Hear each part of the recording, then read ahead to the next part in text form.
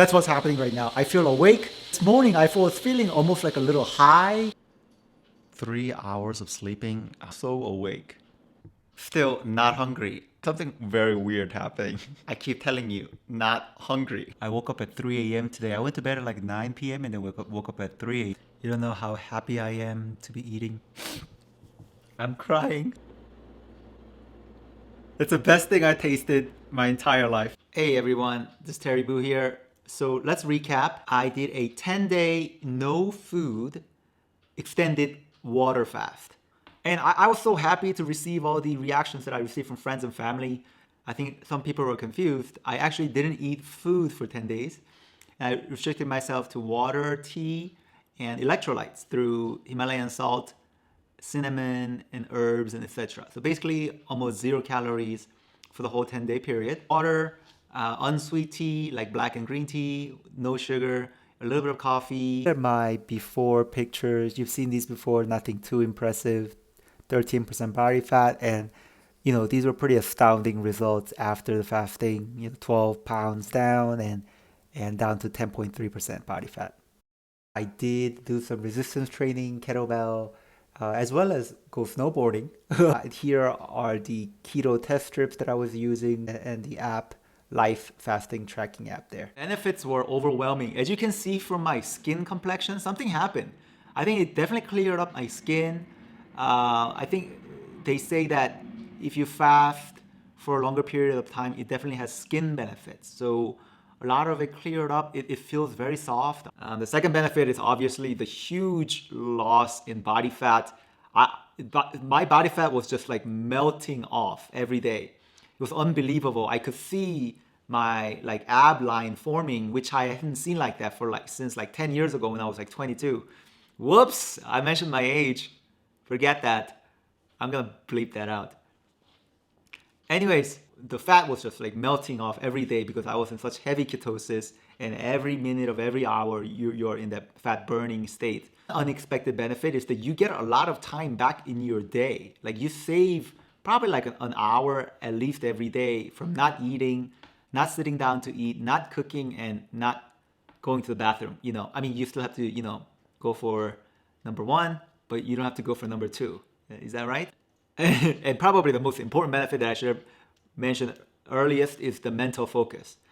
There's no sugar spikes, there's no up and down, there's no sleepiness. There's absolutely no sleepiness. As you can see from my vlog, I was awake the whole time. I was awake at like 1 and then 3. It was crazy.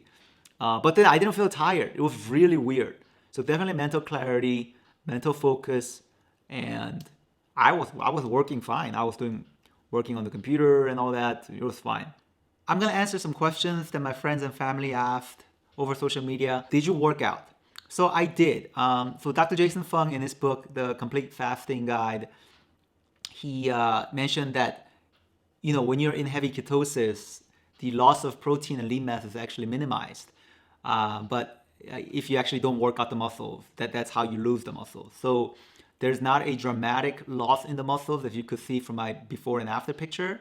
I did resistance training at least 3 times a week with kettlebell, resistance bands, and I did some light yoga and lots of walking as well. I also did go snowboarding.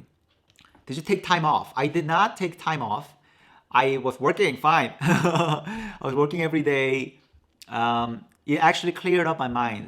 Dr. Fung again explains this, but when you are in ketosis, you're no longer, and after the keto flu symptoms are over, it actually helps you mentally when you are running on ketones.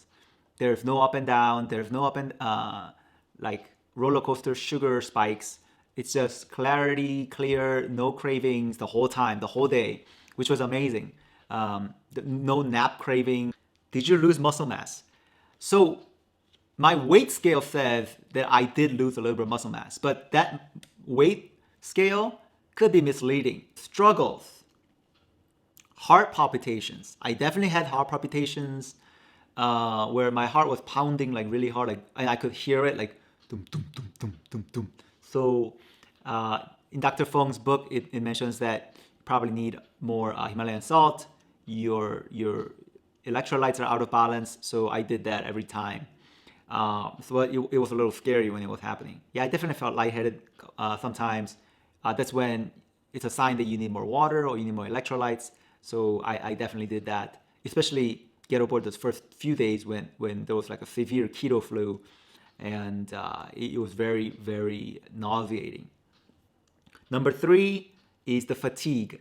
Yes, so fatigue is real, and I think it's only because I am not used to burning ketones as fuel. So, all in all, would I recommend this? That's a good question. I would recommend it, but I am not a physician or a medical professional, so you really have to get yourself checked out before you do this. It was really hard for me, I'm not gonna lie. But the hunger is not a problem. The hunger, after about 2 to 3 days, it really goes away. Really weird.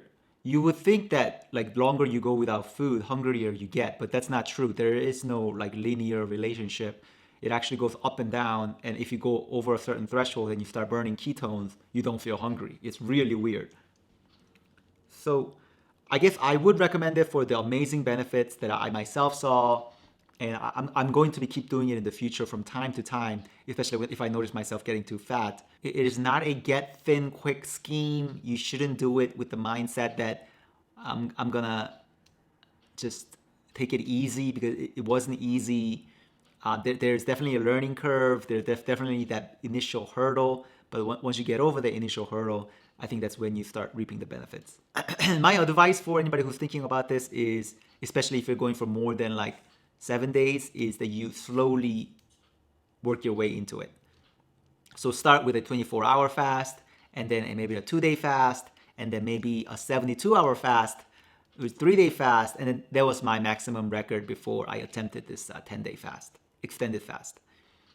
So 72 hours was good training. Or if you just train yourself on a keto diet in general for a long period of time, this probably in general won't be that difficult for you to just go 10-day extended without food, because you'll be used to burning ketones anyways. The next advice is that the next time I do this for longer than 10 days or 7 days, I'll definitely take multivitamin every day, or maybe every other day.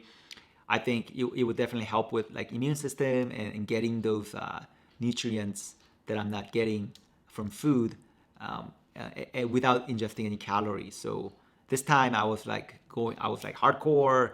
I don't want to take anything else, but I think vitamins definitely are necessary, especially just to prevent any illness. Next advice I have is you have to keep busy.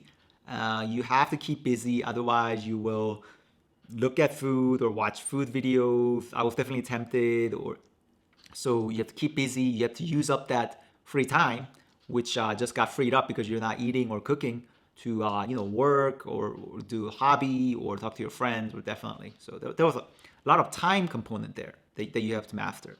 Probably want to avoid like birthday parties with lots of cakes. You definitely feel tempted.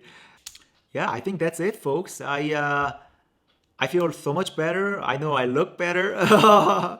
And extended fasting definitely seems to have anti-aging benefits, benefits for mental clarity, and I just feel very cleansed throughout the whole thing.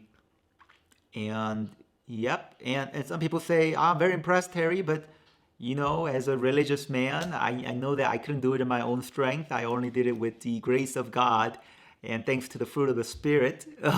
Thanks all thanks be to God. So thank you all for watching, and I will talk to you again next time. If you're watching this on YouTube, please click subscribe. I don't want to be one of those guys, but please do subscribe. If you're watching this on Facebook or Instagram or something, please do subscribe to my YouTube channel. I'm almost at 100 subscribers, finally, after like 8 years. That's sad. But once I get to 100 subscribers, I get to actually change my channel name, which I want to change to Terry Boo, and not Brown Rice, which I made up like 2012. That's literally 10 years ago. So please subscribe if you can. And I promise to deliver the most valuable content that I can create, just like this, to be of value. Did I just say value twice?